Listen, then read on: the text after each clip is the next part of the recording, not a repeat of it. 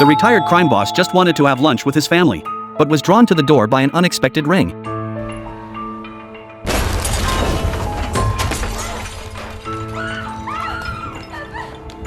A jet-black gun barrel emerged from the smoke, followed by the assassin's cold face. In the blink of an eye, he slaughtered all 4 family members. Seeing the man's face blown beyond recognition, he severed the man's finger with a sharp axe as a token. In prison, a cop carried an ice bucket, delivering the severed finger to the crime boss behind it all. An underling retrieved the finger from the ice and handed it to the boss to confirm the fingerprint with ink. But upon careful comparison, they discovered the hitman had targeted the wrong man. It's not him.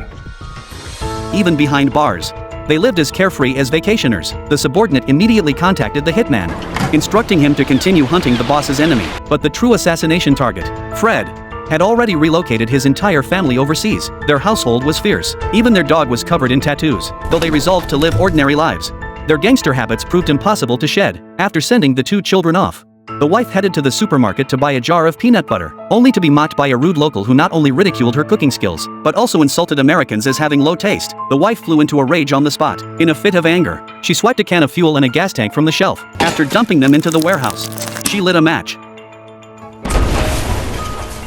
Fred had intended to quietly write his autobiography, only to discover the household pipes were spewing filthy water. He called a plumber for repairs, but the bloke showed up 40 minutes late and demanded double the service fee. In a rage, Fred beat him to 12 broken bones, kindly delivering him to the hospital. How do you explain 12?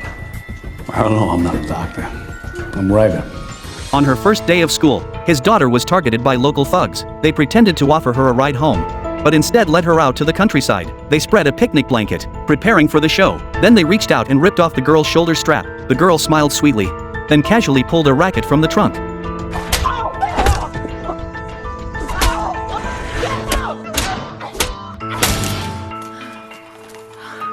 Compared to his 3 hot-tempered, combative family members, the youngest son was the only intellectual in the household. After being beaten and extorted by the school bullies, he began his own plan for revenge. First, he bribed the top student with limited edition baseball cards. Then he won over the strongest classmate with exam answers. Finally, he had the top student lure the bullies out, pretending to pay them protection money.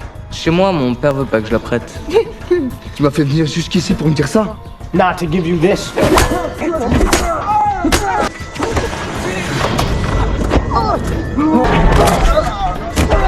By the time the daughter drove home in someone else's car, her brother had become the new school bully. The family ended their terrible day together. Fred asked with concern, How's your day?